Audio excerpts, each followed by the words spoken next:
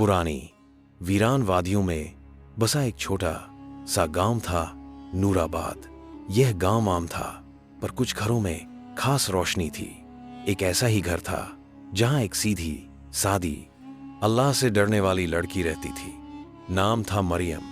छोटी उम्र में ही उसने कुरान हिफ्ज कर लिया था। उसके लहजे में सुकून और आंखों में नूर था।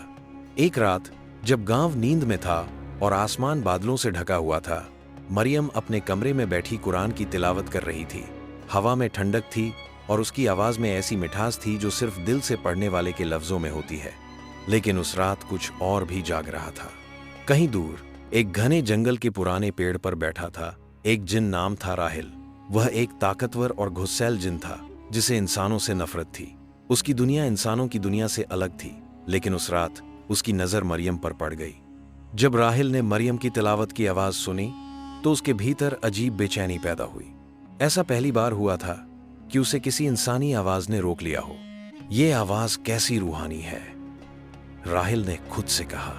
राहिल मरियम के घर के पास आया अदृश्य होकर। उसकी आंखें आग की तरह जल रही थीं, लेकिन मरियम की आवाज में ठंडक थी। वह उसे देख नहीं सकता था, लेकिन महसूस कर सकता था कि वहां कोई पाकदिल मौजूद है। और उसी लम्हे कुछ बदल गया। राहिल कई रातों तक मरियम की तिलावत सुनने लगा। हर रात वह थोड़ा और रुकता, थोड़ा और सुनता। दिल में जो नफरत थी वह अब सवालों में बदल रही थी।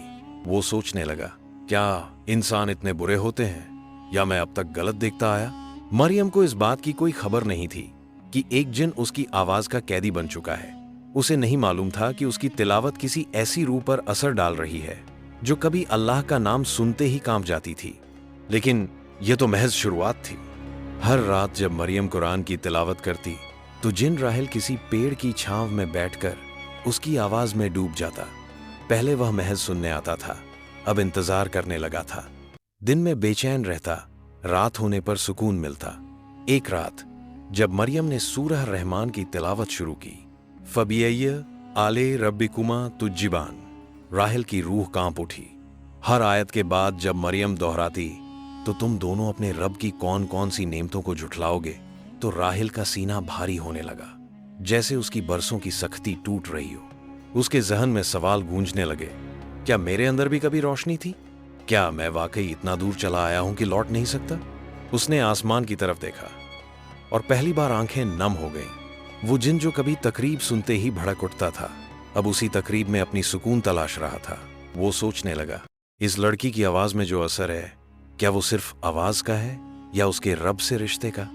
रात लंबी थी, लेकिन राहिल के लिए वो सबसे हसीन रात थी। उसे महसूस हुआ कि कुरान सिर्फ इंसानों के लिए नहीं, बल्कि हर उस दिल के लिए है जो सच्चाई की तलाश में हो, चाहे वो जिनका हो या इंसान का।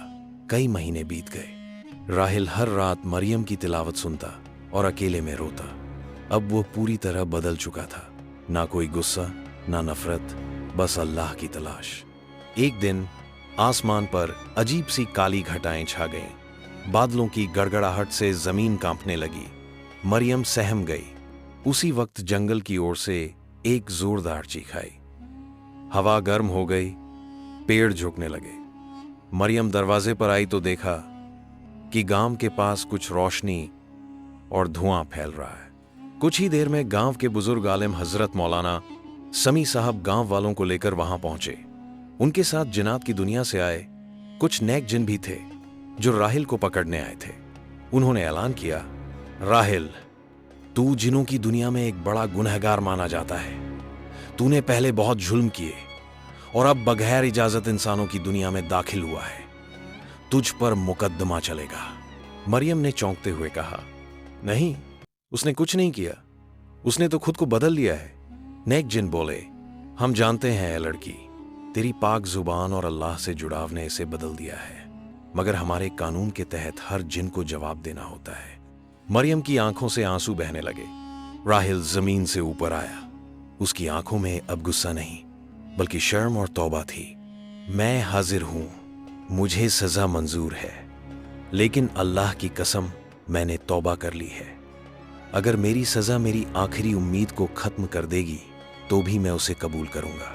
मरियम ने दुआओं भरी आवाज में कहा, या अल्लाह, जिस तरह तूने फरौन को भी मौका दिया, तू इस जिन को भी रहमत दे।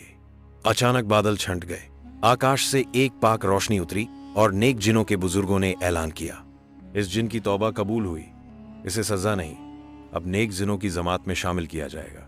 गांव वालों ने अल्लाह का शुक्र अदा किया। राहिल ने मरियम की तरफ देखा, लेकिन कुछ कहा नहीं, बस एक बार सिर झुकाया और हवा में गायब हो गया। कुछ साल बाद मरियम अब बड़ी हो चुकी थी। वह गांव की बच्चियों को कुरान पढ़ाना शुरू कर चुकी थी। उसकी आवाज में अब और भी तासीर थी। हर लफ्ज, हर आयत सीने को भेद देती। वो अब भी उसी जगह कुरान पढ़ती जहां राहिल कभी सुनने आता था। एक दिन नमाज के बाद मरियम अकेली बैठी थी। आसमान साफ था, लेकिन एक नरम सी हवा उसके चारों तरफ लिपटने लगी। एक आवाज आई, मरियम। मरियम ने पलट कर देखा, मगर कोई नहीं था। मगर ये आवाज उसे जानी पहचानी लगी। दिल ने कहा, राहिल। वो मुस्कुरा दी, तू अब भी तिलावत सुनता है? हवा में हल्की सी सरसराहट हुई, फिर एक धीमी सी गूंज आई, हर दिन अब मैं नेक जिनों के साथ हूं, मगर जो मुझे अंधेरे से निकाल लाया, उसकी आवाज को कैसे भूलूं? मरियम की आंखों से आंसू बह निकले। मैं तुझे कभी नहीं जानती थी, मगर आज लगता है जैसे तेरा सफर मेरा ही एक हिस्सा था। राहिल ने जवाब दिया, तूने मुझे अल्लाह तक पहुंचाया। अब मैं वहां हूं जहां रोशनी ही रोशनी है, मगर तू इंसानों की दुनिया में बहुतों को अंधेरे से निकाल सकती है। मत रुकना। उस दिन के बाद राहिल की आवाज फिर कभी नहीं आई। मरियम जानती थी अब वो अपने असल मकसद में लग गया है। वो हमेशा यही कहती थी, अगर एक जिन बदल सकता है तो कोई भी बदल सकता है, जब दिल में अल्लाह का डर और मोहब्बत हो। खत में एक दिल को छू जाने वाली कहानी जो बताती है कि अल्लाह की रहमत जिन और इंसान सबके लिए है।